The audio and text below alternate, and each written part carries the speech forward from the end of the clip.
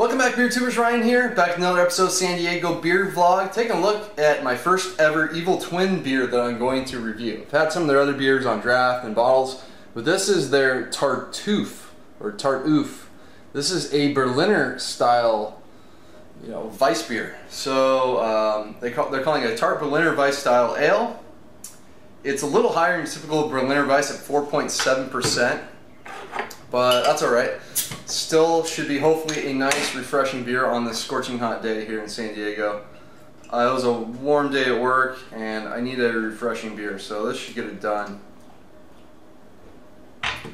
I've had only one authentic Berliner Weiss, but I am a fan of the style. Wish more breweries would do it. But maybe around 4%, 4.5%, no more than that.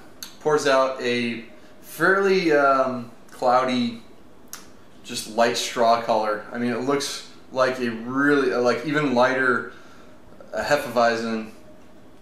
Similar kind of bright white head. Usually these are, in this case I did read on the label, they did sour mash it. So what they do is they, when they're doing their mash, they let it sit at high temperatures and let the natural bacteria on the yeast sour up the wort. And in this case they're using lactobacillus, which naturally comes on the grain to do so. So it's going to be a cloudy wheat beer.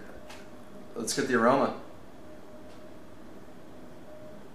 Yeah, I mean, you get a ton of wheat character. You get a little bit of that kind of lacto-y tartness. There's a hint of a funkiness to it. It's got a bit of a lemony citrus thing. Yeah, but mostly smells like a Hefeweizen without that yeast character, banana clove. You don't get any of that in this. So smells pretty solid. Let's dig in. Cheers.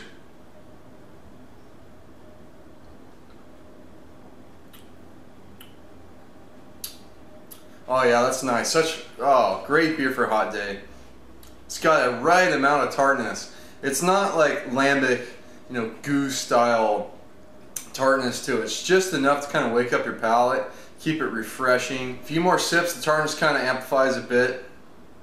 Real nice up front. That's what you get right away. When it settles into a wheat character, that's these aren't the most complex beers. It's just you got to nail that kind of tartness and melding with the wheat character, which it really does. You get citrus.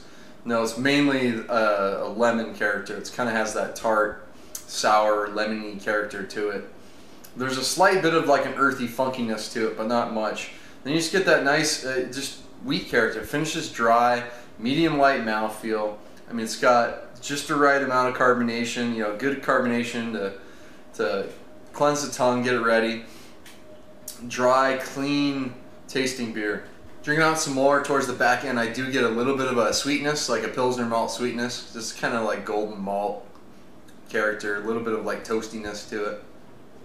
Complements the huge wheat character and the tartness, which kind of goes through most of the palate. I mean, it does hit you best up front, but it kind of has that tart lemon character throughout the beer, and it finishes with a little bit of that as well. So yeah, not a complex beer, but such a great, easy drinking, refreshing beer.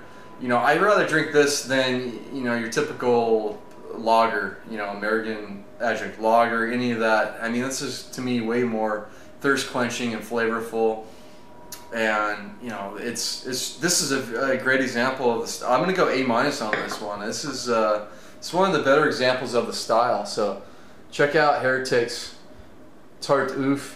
This brewery was started by Zemil Janishev. He's a well-known home brewer, so I know Chris Stelz has done one of his beers, but I don't think anyone else has really done its stuff. I think his beers are still only available in California.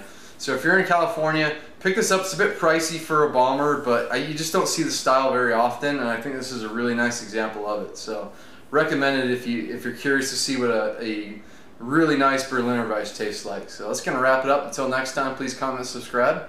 Cheers.